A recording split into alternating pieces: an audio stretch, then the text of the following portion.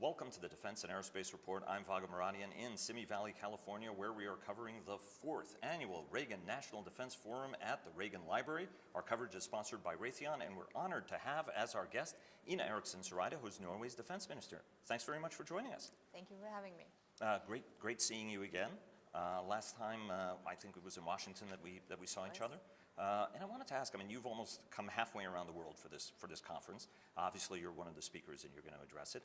What do you hope to accomplish here, and what's the message that you want to deliver? First and foremost, this is about transatlantic security, and we put a lot of emphasis on that from Norway's side, and we have a very strong and good bilateral relationship with the US, and we also cooperate very closely within NATO.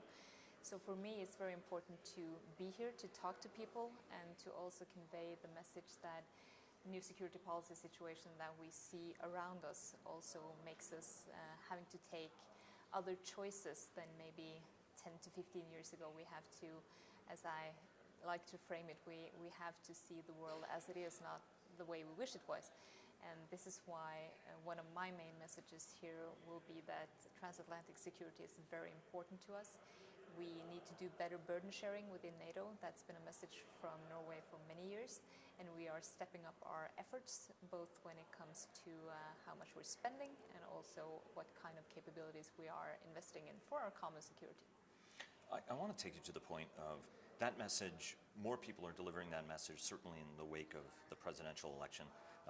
On the campaign trail, Donald Trump, the president-elect, did make some statements that were concerning, both from among American analysts, but also over in Europe, particularly some of the language questioning the NATO alliance. Obviously, Jens Stoltenberg, Norway's former prime minister, who's now the NATO Secretary General, and the president-elect have talked. They've underscored the importance of the NATO alliance, but also the need to spend more money. But one of the other questions that continues to rise is that the president-elect has made it clear that he wants to cooperate with Russia, for example, in Syria. And that has raised the concern by some, which American senators, John McCain has addressed this, a concern that, for example, that the United States might back away, for example, from sanctioning Russia, for example, to get that cooperation from Russia to fight ISIS in Syria.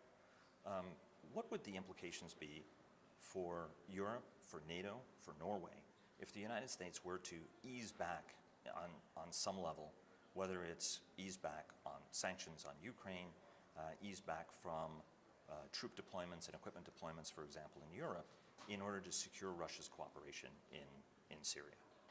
Well, first and foremost, I think it's important to say that the new U.S. administration, of course, has to carve out its strategies and policies, and I think that European countries are quite eagerly awaiting that, and I think that what we are seeing at the moment is also the need to actually get quite a quick, firm, predictable stance on Russia from the U.S. administration. We in Europe need that predictability, and we, as we talked about the last time we spoke, have from the Norwegian perspective always treated Russia with firmness and predictability, and I think that it's needed even more than ever. So from our perspective, we don't see any immediate need to ease back on Russia. On the contrary, we think that it's very important that we keep our policies and our cohesion that we have kept within Europe and also transatlantically for the past 2.5 years. So from our point of view, the fact that we need to have a very clear stance and to come out with that stance quite soon is important. And what are the implications if there is any movement on that? If there is a backing away, for example, whether it's on sanctions or whether it's troop deployments? Russia doesn't like the fact that NATO, as part of the reassurance initiatives, has mobilized troops to the eastern border. What are the implications if there was any easing off from your standpoint? Well, I think that what we see in Europe and also within NATO today is that we have a unity and an agreement on the way to treat Russia and also the breach of international law that they have been doing and still doing while destabilizing eastern Ukraine. And for us, it's very important as a stabilizing factor in Europe that we have a very clear stance. It's important that the US engage Russia, and US leadership in NATO and also in Europe is very important. So in our view, the combination of engagement but also an early, firm and predictable stance will be very important. Norway's always punched above its weight. You find yourself engaged internationally, whether it was in Afghanistan. You're a member of the coalition that's fighting against ISIS right now. From your standpoint, if there is cooperation with Russia in Syria to fight ISIS, which Russia has not been doing. Generally, Russia has been using the operation in order to shore up the Assad regime. But in the event that there is a Russian commitment, what are the contours of the agreement you think should be about that cooperation? Well, I think the most important thing right now in that horrible situation that Syria is in is to alleviate the humanitarian sufferings. And right now, it is a situation that is only deteriorating and going from bad to worse by the hour. The fact that you have almost no humanitarian access, if there is any at all, and the fact that you don't at the moment see the sights of a political solution is extremely serious, because it is only a political solution that can solve the issue. And of course, it's a very grave concern for the countries around. I just visited Jordan a week and a half ago. And Jordan is, of course, also very worried what is going to happen if the flow of refugees increases even more, and the potential destabilizing effect on the whole region of the fact that you will not have a peaceful solution in Syria. And what has happened right now is that the Russian engagement has contributed to strengthening Assad militarily, when we all know that there is no military solution to the conflict. And we have seen that the fight against ISIS has come maybe a bit in the background and in the shadow, at least for Russia. And it is very difficult to see at the moment what can be done immediately to alleviate the sufferings that we are seeing. And Russia's engagement has also been a way of actually prolonging a potentially at least prolonging the conflict militarily. How do you respond to the notion that's floated by some that there are spheres of influence among great powers? That Russia has a sphere of influence and China has a sphere of influence. How do you perceive language when you hear that? We do see that once again over the past years, especially Russia has been talking about spheres of influence as if it was an area where they had special rights or special obligations. And from a European perspective, we have been very eager to underline that each country in Europe, they have to decide their own path. They should not be under the influence or under the sphere of any other country. So they can decide whether or not to become members of an alliance. They can decide what kind of security policy affiliation they would like to have, what kind of organizations they would like to join.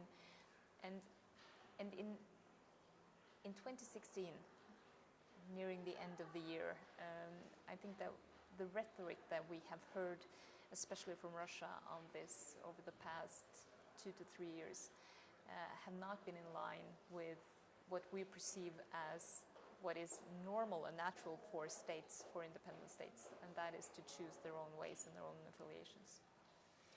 Let me take you to the question of the NATO alliance. The president-elect, in speaking to Secretary General Stoltenberg, during the campaign as a candidate, raised the importance of, or criticized NATO members and suggested conditionality regarding how much they're spending on defense on their own, and that the United States shouldn't be underwriting rich countries that should be spending more on their defense. After the talk with the NATO Secretary General, the Secretary General did underscore that it's important for the alliance to increase it. And obviously for years there's been the 2% goal. There's also a sub-goal on investment on what countries should be investing. Norway has always punched above its weight, but you spend about 1.5% of GDP on defense. Is this going to, does the change in administrations change, and some members have told me the worry the United States might not be there may drive us to spend more money. From a Norwegian perspective, can you get to that 2% number, especially at a time when oil prices, even though they're rising a little bit, are not quite there? The message from Donald Trump has been consistent with the message that I've heard from American policymakers for years, I would say for the past 2 decades. And Hillary Clinton had the same message. I speak to my counterparts and my political colleagues, actually in both political parties in the US, and the message has been the same for many, many years. But they didn't question Article 5 nor suggest conditionality. But I think that there is a link here, because the need for Europe to do more is a viewpoint that I've also advocated for a long time. I've consistently said that Europe needs to take a bigger share of the burden. We need to do burden sharing in a better way, and we also need to assume a greater responsibility for our own security. And finally, things are starting to turn in NATO. After many years of declining budgets, we now see that all the indications are more in the right direction, which is very good, and it's needed. And that is not primarily because of what Mr. Trump has been saying. This is primarily because it's needed in NATO for our own security within the alliance, and I think that the realization of the fact that the world looks different and we have to adapt to a different world has really sunk in on all allies. Well, the message that Mr. Trump has been giving out on burden sharing in NATO is nothing new. I mean, I've been hearing this from policymakers in Washington for the past 2 decades. And I think it's a valid point. And I've also consistently been talking about this from a European perspective and a Norwegian perspective, that we need to do more in order to have a better burden sharing, and we have to make sure that the things that we do also underpins our ability to do collective defense. My Prime Minister, Erna Solberg, she had a phone call with Mr. Trump yesterday, and we have, from that phone call, and also phone calls he has had with Secretary General Jens Stoltenberg and others, no reason to believe that the security guarantees are not valid anymore. But I think it's important to underline that European countries also have a responsibility for pushing an agenda of doing more on defense, spending more, and also doing things that gives us a better collective defense altogether. From a Norwegian perspective, we have been doing a lot of work over the past 2 years, both to increase our defense spending, and we have just passed through Parliament now a new long-term plan for the defense sector, with an historic increase in defense spending and also investing in new high-end military capabilities. We are investing continuously in the F-35s. We are now acquiring P-8s. We are also acquiring new submarines and have huge investments in our army, in addition to intelligence especially. And we do this because we need it for our own defense, but we also do it because we want to ramp up the ability of NATO to do collective defense. So in our perspective, when we are now spending around 1.54% of GDP, we are investing over 25% of our budget, and it's going to increase in the coming years because of the new investments. We do assume quite a big responsibility for our own security, for NATO security, and we have this special responsibility in the High North. We like to say sometimes that we are NATO in the North, and this is why our main responsibility also is to have a good situational awareness, to follow Russia both militarily, politically, and the fact that we do see that strategic challenge that Russia poses to the alliance because of development of new military capabilities, new long-range strike missiles, and also the fact that they politically and domestically also have issues that affect the way they think foreign policy-wise or defense-wise. And of course, obviously the submarine capability that Russia has been developing, that's been improving. Russia also has been alarming many in terms of the threats that it continually issues to its neighbors. Norway, most recently, the threat of nuclear attack, for example, if it hosts U.S. troops in the country. The last time I checked, there are 330 American Marines who are on exercises right now in High North, in Finnmark, I think they are, where they're doing some of the training. And as well as there are stockpiles there where Marines in the United States has had for decades, throughout the Cold War. Will these threats from Moscow at all change Norway's, appetite to host U.S. forces or forces from any other NATO country? We have for decades had NATO soldiers and allies exercising and training in Norway. It's a very important part of our armed forces, and it's an important part of what we do to make sure that our allies in a certain situation actually can help out in Norway, because they know winter conditions, they know our geography, and they know how to train with our soldiers. So for us, this is very important, and we've had different arrangements since the end of the 60s with UK and helicopter training in the north. We've had pre-positioning of equipment from the US Marine Corps since the beginning of the 80s. And consistently during our biannual big winter exercises, our annual smaller exercises, and all the exercises and training that goes on every year in different parts of the country, we have been asking for more Allied presence and training and exercise, because we think it's a very important part of developing our armed forces, and we think it's a very important part of taking our responsibility for Allied security. So in our view, this is a very natural way of thinking as an ally, that you would like to invite your other allies to training and exercise, the same way that we go abroad to our allies to train and exercise with them. So for us, this is just very much what we have always been doing. We'll continue to do so. But we have to realize also that introduction of new capabilities, the fact that we have a security policy environment that is more complex and that is more unpredictable than in a long time, of course makes Allied activity, training and exercise even more important than before. You mentioned capability, and Russia's strike missiles are a concern for everybody. Does Norway have to invest more in missile defense systems ultimately at the end of the day? Yes, that is absolutely one of the things that we are going to invest more in the years to come. It's a vital part of our new long-term plan. And one of the things that we very clearly see is that it also affects the way we think about base structure. For decades, we have been able to operate bases that works fine in peacetime, but that we cannot use in a time of crisis. From now on, we have to think differently about that. So we are now building a base structure that we can also use in a time of crisis. And that's partly because of new missile systems from other countries that can potentially pose a challenge to Norway and to also Allied security. Do you think that's something better for Nordic cooperation? Because, for example, Sweden is also one of the countries that is increasing. Peter Hultqvist and General Bodin also have mentioned the importance of missile defenses that historically Sweden hasn't invested in. One of the areas that we are exploring with Sweden and Finland, even though they are not NATO members, is ways of cooperating on securing our common region.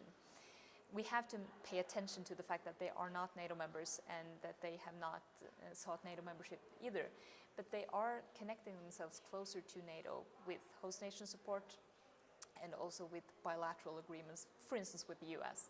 So the prospects of tighter cooperation, more training and exercises is absolutely there, and we have large contingencies of Swedes coming and training in Norway every year, and it's very valuable to us, and I think also to the Swedes, and we can do that even though we are not members of the same alliance. Let me ask you the question about P-8s. Obviously, you're buying 5 P-8s. There are 4 new submarines that are also in that plan. A few months ago, you struck an agreement with the UK. UK is buying 9 P-8s at the moment. Talk to us about that strategic cooperation agreement with the United Kingdom. What do you guys hope to achieve on it? And what does it mean particularly in the realm of maritime patrol and submarine operations?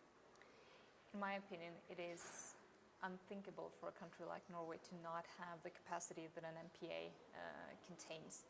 And of course, we have vast areas of sea. It's 7 times larger than our land territory. It's 80% of the Mediterranean. So we have a lot to keep control of situational awareness over. And to cooperate with UK in this respect is very natural to us. We've done so for decades, and we're continuing to do so. And now when the UK is re-establishing their MPA capacity, and we are buying new MPAs to replace our aging P3 Orions that does a wonderful job every day in the north, we saw the possibility and the opportunity for a tighter cooperation. It's more or less the same big area of sea that we have to cover, and with the development of new Russian capabilities, we have to make sure that we have the capabilities ourselves to actually follow what is happening in our areas. And again, back to the strategic challenge that Russia and Russian development poses. Between the two of us, we think this is important to underline with an even tighter cooperation. We will also continue our very close and good cooperation with the US in this area, and also when it comes to intelligence, which is very important. We keep an eye on what is happening in the north, and we share, of course, that information with close allies. And that is something that we have done for decades and will continue to do so. And it goes both ways, and this is why this cooperation is so important both to us and to our allies.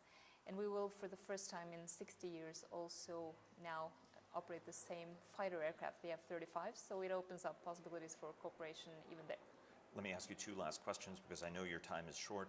First question is on climate change. Obviously, the incoming president-elect has made critical statements. He's referred to climate change as a hoax, but has also, now that he is president-elect, said he's willing to give the benefit of the doubt to the Paris Accord, and he's going to work hard and keep an open mind about that agreement.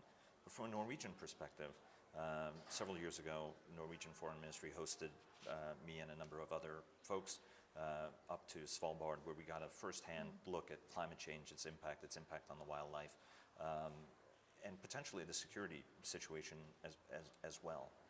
From the standpoint of a Norwegian who's very familiar with this issue and has lived it and seen it, what is the message that you deliver to folks when they question whether or not climate change is a reality? I think you've summed it up quite well in your question.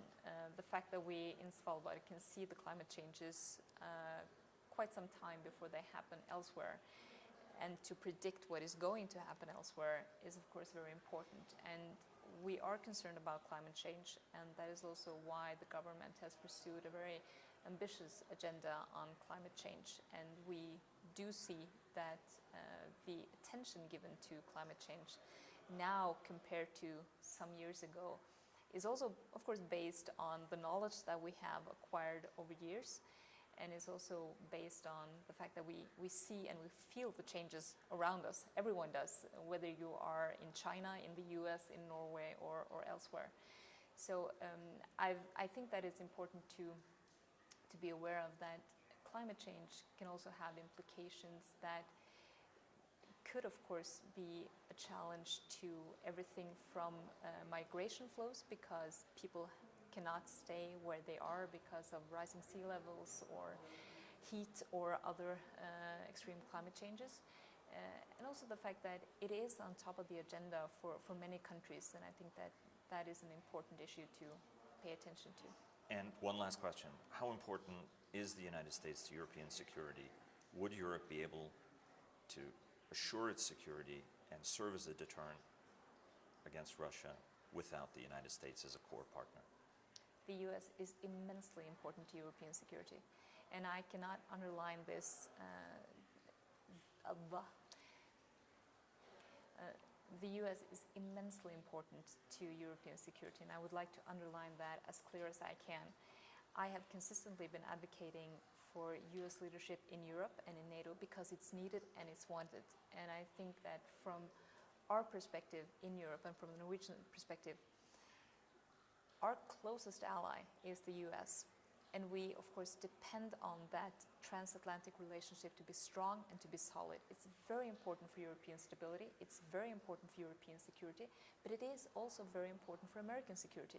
And the fact that we have that transatlantic bond, values binding us together, the fact that we have been there shoulder to shoulder for each other since 1949 and even earlier than that as well, that is something that I think is so rooted, so deeply rooted in Europeans, in Americans, and I think that that's maybe the best way to have the relationship continuously prospering and also developing, both bilaterally and within NATO. And in my opinion, it's very important that we continue to work on this, to work on burden sharing, to work on areas where we can cooperate also in the future, and to build on those very strong, solid ties that we have. We do not take the US for granted. On the contrary, I think that we are doing a lot of things to make sure that this is a mutual relationship and it's for mutual benefit. And we depend on the US, of course, to assume that leadership role also in the future. Ine Eriksen Søreide, Norway's Defense Minister, thank you very much again. Thank you for having me.